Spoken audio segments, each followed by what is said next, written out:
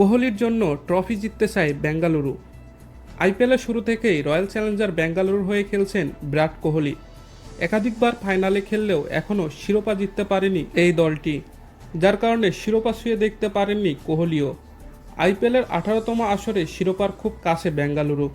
কোহলির জন্য হলেও এবার ট্রফি হাতছাড়া করতে চান না বলে জানিয়েছেন আরসিবি অধিনায়ক রজত পাতিদর।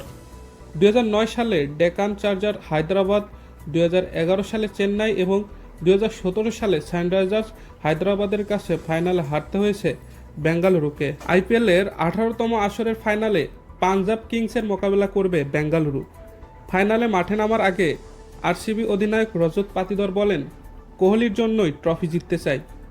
এত বছর ধরে বেঙ্গালুরুকে অনেক কিছু দিয়েছে, আমরা ট্রফি জেতার জন্য নিজেদের সেরাটা দিব। ফাইনাল খেলবো এটা ভেবে নামবো না, নিজেদের সেরা ক্রিকেটটাই উপহার দিব।